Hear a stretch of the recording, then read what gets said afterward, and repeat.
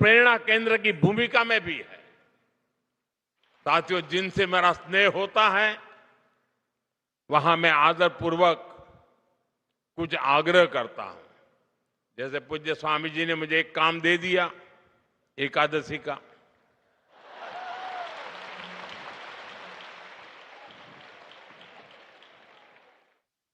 वो तो संत है तो एक में मान जाते हैं, लेकिन मैं एक में मानने वालों में से नहीं हूं, और इसलिए आज आपके बीच आया हूं तो मेरे मन में सहज ही कुछ बातें आ रही हैं जिन्हें मैं आपसे साझा करना चाहता हूं।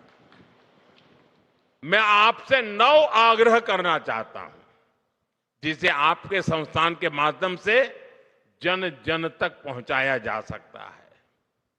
ये आग्रह 9 संकल्प की तरह हैं। विकसित भारत का सपना तभी पूरा होगा जब हम पर्यावरण की रक्षा को अपना धर्म माने। धरती हमारी माता है और मठों की शिक्षा हमें प्रकृति का सम्मान करना सिखाती है। इसलिए हमारा पहला संकल्प होना चाहिए कि हमें जल संरक्षण करना है, पानी बचाना है, नदियों को बचाना है। हमारा दूसरा संकल्प होना चाहिए कि हम पेड़ लगाएंगे। देश भर में एक पेड़ मां के नाम अभियान को गति मिल रही है।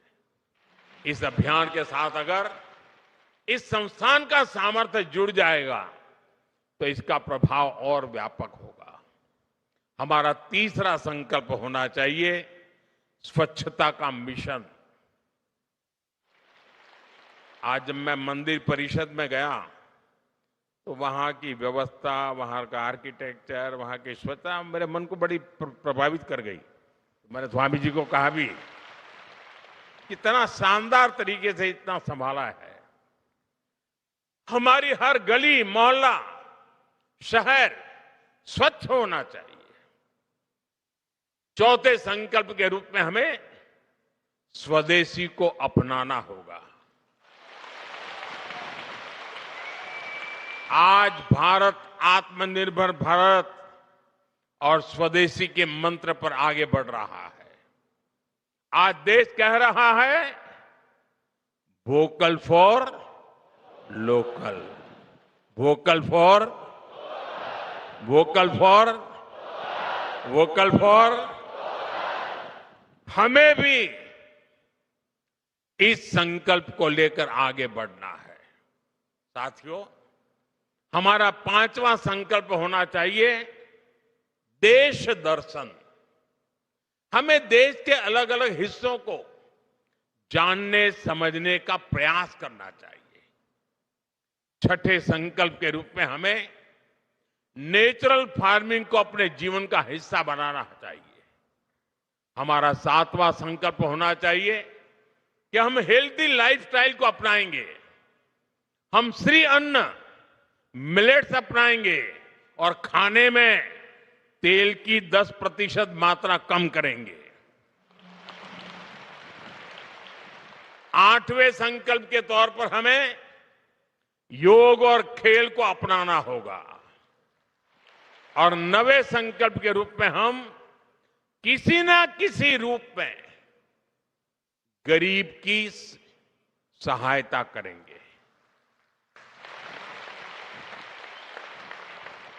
अगर एक परिवार भी गोद ले लेना ना हम, देखते ही देखते हिंदुस्तान का रूप रंग बदल जाएगा। साथियों, हमारे मठ इस संकल्प को जन संकल्प बना सकते हैं। इस मठ का 550 साल का अनुभव हमें बताता है, परंपरा अगर जीवित रहे तो समाज आगे बढ़ता है।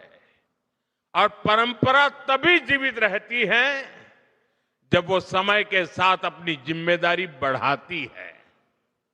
इस मठ ने 550 वर्षों में समाज को जो दिया है, अब वही ऊर्जा हमें आने वाले भारत के निर्माण में लगानी है। साथियों, गोवा की इस भूमि का आध्यात्मिक गौरव जितना विशिष्ट है, उतना ही प्रभावी इसका आधुनिक विकास भी है। गोवा देश के उन राज्यों में से है जहां प्रति व्यक्ति आय सबसे ज्यादा है। देश के पर्यटन, फार्मा और सर्विस सेक्टर में इसका महत्वपूर्ण योगदान है। हाल के वर्षों में शिक्षा और स्वास्थ्य में गोवा ने नई उपलब्धियों को हासिल किया है। केंद्र और राज्य सरकारें मिलकर यहां के इंफ्रास्ट्रक्चर को आधुनिक बना रही है। हाईवे, एयरपोर्ट और रेल कनेक्टिविटी के विस्तार से श्रद्धालुओं और पर्यटकों को दोनों के लिए यात्रा और भी सुगम हुई है। विकसित भारत 2047 के हमारे राष्ट्रीय विजन में पर्यटन एक प्रमुख हिस्सा है और गोवा इसका सबसे बड़ा उदाहरण है। साथियों, भारत आज एक निर्णायक दौर से गुजर रहा है। देश की युवा शक्ति, हमारा बढ़ता आत्मविश्वास और सांस्कृतिक जड़ों के प्रति हमारा झुकाव, ये सब मिलकर एक नए भारत का निर्माण कर रहे हैं। विकसित भारत का हमारा संकल्प तभी पूरा होगा जब अध्यात्म, राष्ट्र सेवा और विकास की तीनों धाराएं साथ चले। गोवा की ये भूमि और यहां का ये मठ उसी दिशा में एक महत्वपूर्ण योगदान दे रहे हैं। आज पूज्य स्वामी जी ने मेरे लिए बहुत सारी बातें बताई। बहुत सी चीजों के लिए उन्होंने मुझे क्रेडिट दिया। उनका बहुत आभारी हूं। भावना उन्होंने व्यक्त की, लेकिन सच्चाई ये है, ये जो कुछ भी है जिसे आप अच्छा मानते हैं, वो मोदी का नहीं, 140 करोड़ देशवासियों का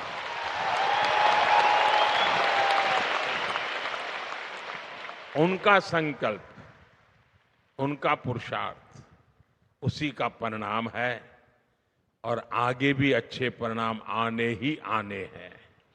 क्योंकि मेरा 140 करोड़ देशवासियों पर पूरा भरोसा है। और जैसा आपने कहा, मेरे जीवन के कई पड़ाव ऐसे हैं जिसमें गोवा बड़ा महत्वपूर्ण स्थान पर रहा है। ये कैसे हुआ होगा वो मैं तो नहीं जानता, लेकिन ये सच्चाई है कि हर टर्निंग पॉइंट पर ये गोवा की भूमि ही मुझे कहां से कहां ले जाती रही है। लेकिन मैं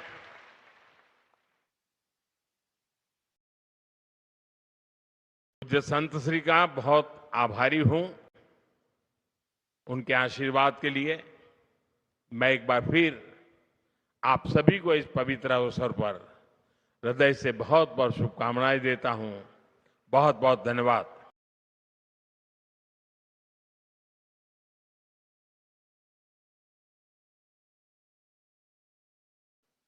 गोकर्ण पर्तगाली जीवोत्तम बड़के 24वें महंत श्रीमद विद्याधीश तीर्थ स्वामी जी, राज्यपाल श्रीमान अशोक गजपति राजू जी, लोकप्रिय मुख्यमंत्री भाई प्रमोद सावंत जी, मठ समिति के अध्यक्ष श्री श्रीनिवास डेम्पो जी,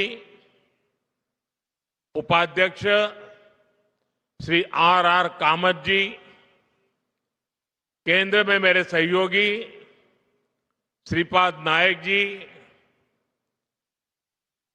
दिगंबर कामत जी, अन्य सभी महानुभाव, देवी और सज्जनों, आज के इस पावन अवसर ने मन को गहरी शांति से भर दिया है।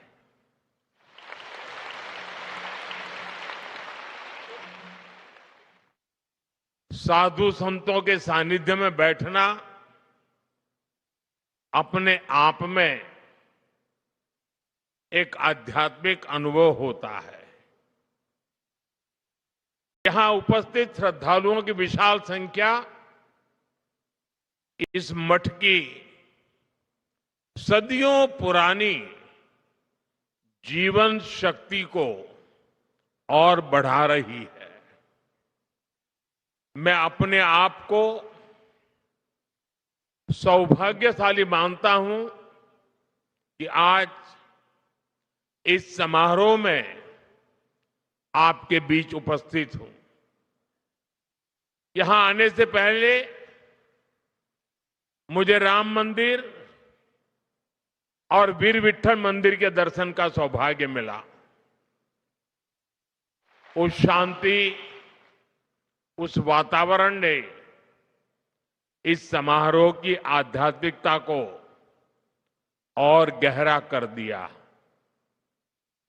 साथियों, श्री संस्थान गोकर्ण परतगाड़ी जीवोत्तम मठ अपनी स्थापना की 550वीं वर्षगांठ मना रहा है।